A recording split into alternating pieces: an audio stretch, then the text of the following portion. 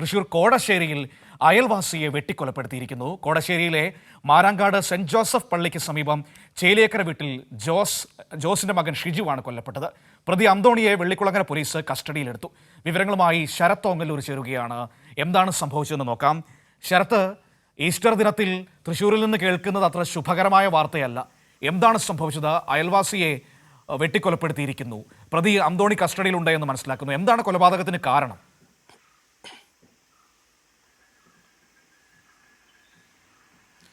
Manu, Easter ദിനത്തിൽ വളരെ ദുഃഖകരമായൊരു വാർത്തയാണ് രാവിലെ തന്നെ വരുന്നത്. തൃശ്ശൂരിലെ കോടശ്ശേരി പഞ്ചായത്തിലെ മാടങ്കോട് സെൻറ്റ് ജോസഫ് പള്ളിക്ക് സമീപത്തുള്ള ഷിജുവാണ് ഇത്തരത്തിൽ കൊല്ലപ്പെട്ടിരിക്കുന്നത്. സംഭവത്തിൽ അന്തോണി പോലീസ് കസ്റ്റഡിയിലുണ്ട്.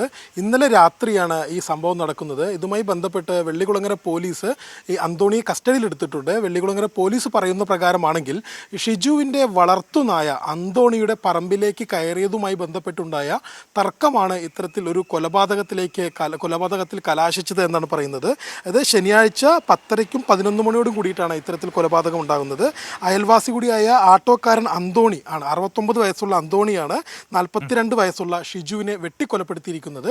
എന്തായാലും ഈ അന്തോണി ഇപ്പോൾ നിലവിലെ വെള്ളിക്കുളങ്ങര പോലീസിൻ്റെ കസ്റ്റഡിയിലുണ്ട് എന്നാണ് മനസ്സിലാക്കുന്നത്. ഈ നായ പറമ്പിലേക്ക് കയറിയതുമായി ബന്ധപ്പെട്ട തർക്കമാണ് ഇത്തരത്തിൽ ഒരു ദാരുണ സംഭവത്തിലേക്ക് നയിച്ചത് എന്നത് വളരെ ദുഃഖകരമാണ്.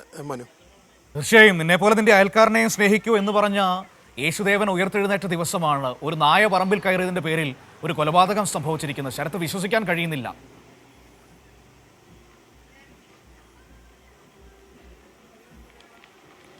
തീർച്ചയായിട്ടും അത് തന്നെയാണ്. ഇത് കേൾക്കുമ്പോൾ നമുക്ക് എല്ലാവർക്കും ഈ അവിശ്വസനീയത ഉണ്ടായിരുന്നു. എന്തിൻ്റെ അടിസ്ഥാനത്തിലാണ് ഈ കൊലപാതകം എന്ന് ചോദിച്ചപ്പോൾ പോലീസ് പറയുന്നത് ഇങ്ങനെയാണ്: ഇത്തരത്തിൽ നായ പറമ്പിലേക്ക് കയറുമായി ബന്ധപ്പെട്ടുകൊണ്ടാണ്. എന്തായാലും ഈസ്റ്റർ ദിനത്തിൽ ഇത്തരത്തിൽ അയൽവാസിയെ സ്നേഹിക്കണമെന്ന് പറഞ്ഞ യേശുദേവൻ്റെ ഉയർത്തെഴുന്നേൽപ്പിൻ്റെ ദിവസം തന്നെ ഇത്തരത്തിൽ ഒരു അയൽവാസി നായ പറമ്പിലേക്ക് കയറിയതിന് വെട്ടിക്കൊലപ്പെടുത്തി എന്ന് പറയുന്നത് അതിദാരുണമാണ്. അത് വളരെ സങ്കടകരമായിട്ടൊരു കാര്യം തന്നെയാണ്. മനു, തീർച്ചയായും എന്തായാലും ഈസ്റ്റർ ദിനത്തിൽ രാവിലെ തൃശ്ശൂരിൽ നിന്ന് വരുന്ന ഈ വാർത്ത നമ്മളേറെ സങ്കടപ്പെടുത്തുന്നു.